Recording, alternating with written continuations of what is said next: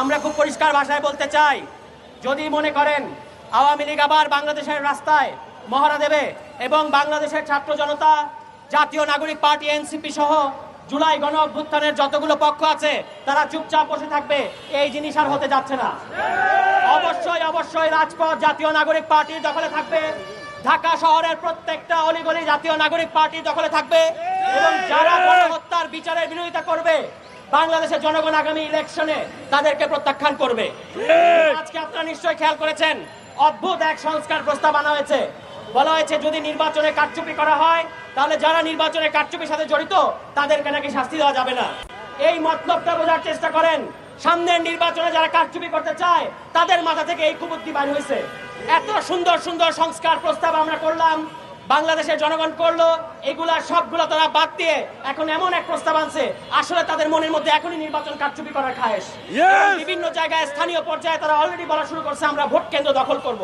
পরিষ্কার ভাষায় বলতে চাই, তিনটা নির্বাচন আওয়ামী লীগ সরকার বাংলাদেশের জনগণকে বঞ্চিত করেছে।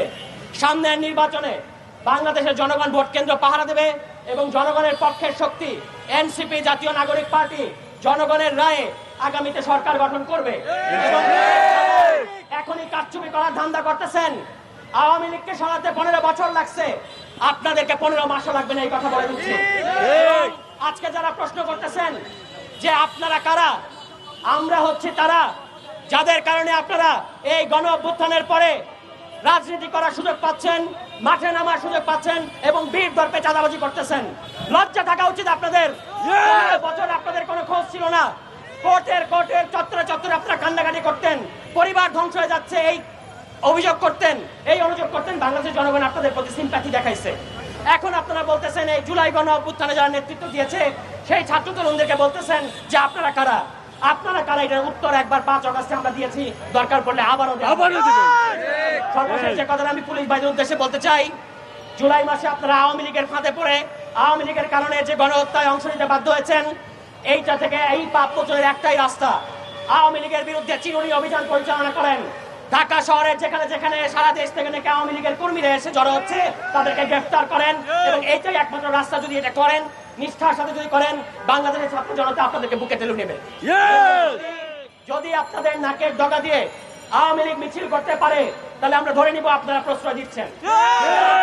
পরিষ্কার করতে হবে যে আপনারা আওয়ামী লীগকে রাস্তায় নামতে দিবেন কি দিবেন না। বাংলাদেশ জাতীয় নাগরিক পার্টি আমরা রাজপথ দখলে রাখবো। ঢাকা মহানগরের প্রত্যেকটা জায়গায় জাতীয় নাগরিক পার্টির পক্ষ থেকে আমরা সবসময় রাজপথে সক্রিয় থাকবো। কোন আওয়ামী লীগ আসে আমরা দেখবো। এবং আরেকটা লাস্ট কথা আমি বলবো, যারা নব্য আওয়ামী লীগ হওয়ার চেষ্টা করতেছেন, খুব ভাবতেছেন মাঠ ফাঁকা, যে জনগণ নাই, ফাঁকা মাঠে গোল দিব।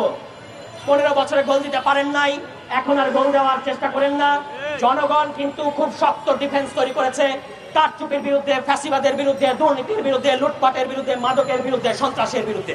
সুতরাং যারাই সন্ত্রাস করতে চাইবেন, যারাই মাদক কারবারি করতে চাইবেন, যারাই এলাকায় এলাকায় চাঁদাবাজি করতে চাইবেন, ঢাকায় সুশীল হয়ে বিভিন্ন সভা সেমিনারে আপনারা মাঠ গরম করবেন আর আপনাদের কর্মীরা ওই নরসিংদীতে, ওই ঝালকাঠিতে, ওই শরীয়তপুরে লুটপাট করে সমস্ত কিছু ছাবড়া বানাই দিবে। এই জিনিস আর হতে যাচ্ছে না। জনগণ সচেতন হয়েছে। আপনাদের পিএসরা যে রাজনীতি করতেছে, এলাকার মধ্যে যেইভাবে লুটপাট করতেছে, এই লুটপাট কিন্তু আর করতে দেওয়া হবে না। আওয়ামী লীগ আগামী অতি দ্রুত ইন্টারিম সরকারকে বলতে চাই, কুয়েটের ভিসিকে সরান।